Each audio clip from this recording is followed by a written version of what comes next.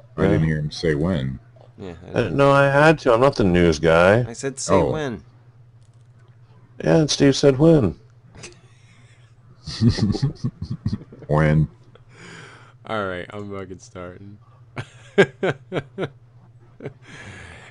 It's July 18th, 2014, and this is your Fortean Slip news.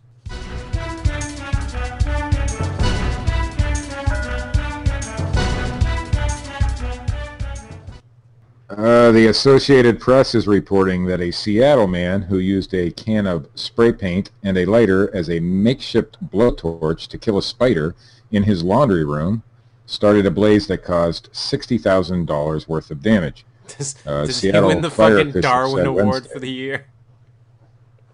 I'm not sure. We got more stories after this one, so maybe not yet. The man and his mother got out of the house, and no injuries were reported. There's your first clue right there. The man and his mother. No injuries were reported in the fire that broke out in the West Seattle home Tuesday night, said Kyle Moore, a spokesman for the Seattle Fire Department. Moore said the man used the spray paint and lighter as a self-made blowtorch to kill a spider in the laundry room of a rental house. I don't want to encourage people to do this, but that's what he did, Moore said Wednesday. The spider tried to get into the wall. He sprayed flames on the wall, with the wall on fire, and that extended up to the ceiling. Hey, listen, I had an infestation of ants, and I fucking burned the house down, and lo and behold. Problem solved. Everybody knows you use hairspray. Right. Fire crews were called to the home just south of Seattle before 8:30 p.m. Tuesday. Firefighters initially fought the fire from outside after someone reported hearing ammunition go off inside the house. Crews eventually went inside the house after confirming from tenants that there was no ammunition inside the house. The man initially tried to put water on the fire, but he wasn't able to put it out, and the blaze quickly spread to the attic. On Wednesday, portions of the house were boarded up with plywood, and a blue tarp covered part of the roof. The owners of the house, being that it's rented, declined to comment. There are safer, more effective ways to kill a spider than using fire, Moore said. Like a regular newspaper. Fire is not the method to use to kill a spider. Shoot it!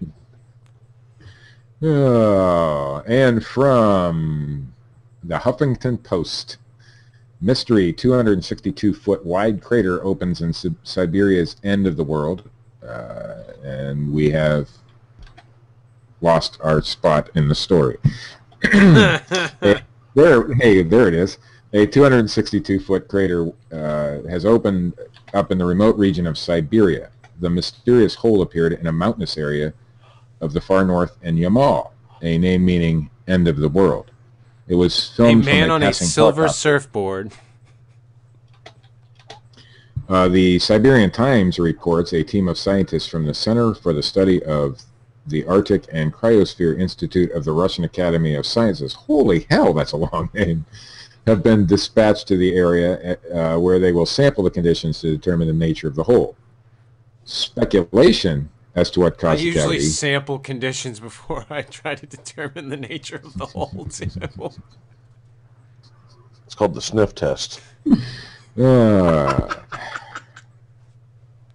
We've reached a new low. Speculation as to what caused the cavity, believed to have formed 2 years ago, is already mounting. Along with the usual UFO nonsense, some are suggesting it may have been caused by a meteorite. But the newspaper... set of giant fingers on a crane. The newspaper quotes a spokesman from the emergencies... Here, let me try to hit the G-spot. That out. We can definitely say this is not a meteorite, but we have no details yet, the spokesman said. One Russian expert had suggested the crater is a result of a natural gas chamber heating up and then exploding.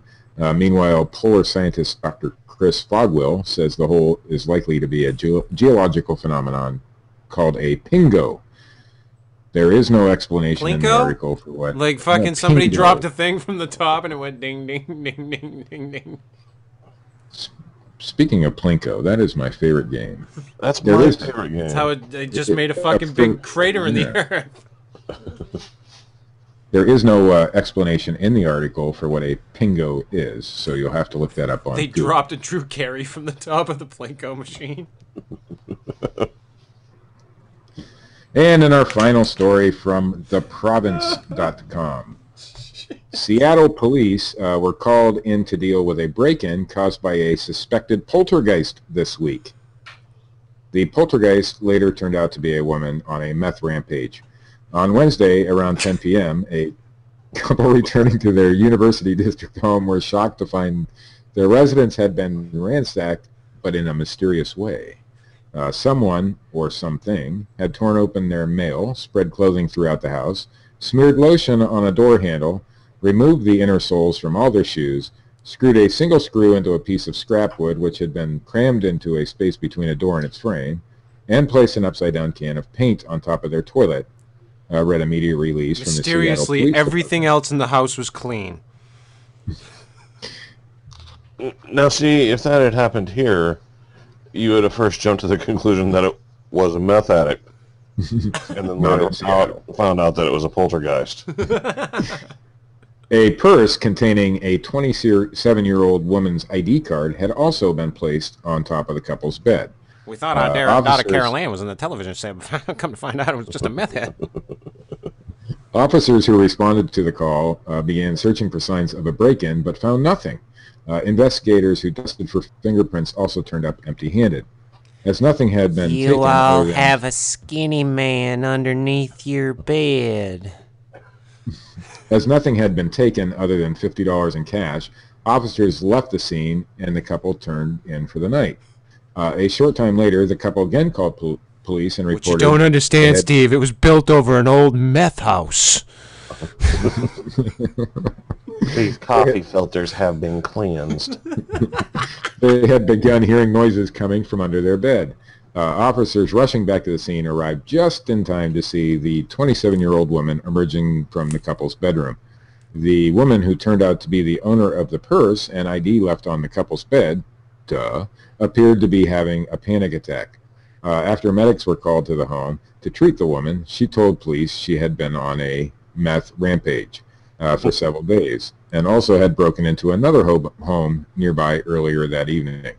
Officers spirited the woman away to King County Jail and booked her for investigation of burglary. Wow. And that, fellas, is the Fortean Slip News. I just don't get it. What don't you get? They found the woman's ID and just automatically assumed it was a poltergeist. Well, sure. I go directly to poltergeist with anything. Creak in the floor, poltergeist. Knock at the door. Meth addict under the bed. Poltergeist. Poltergeist. Upside down can of paint on top of your toilet.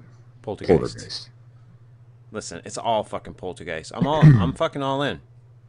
Door opens. Smeared lotion. Door opens because of a gust of wind. Poltergeist. Poltergeist. Smeared lotion on your door handle. Well, that might be something else. I may have been watching some porn. Maybe. It's quite possible.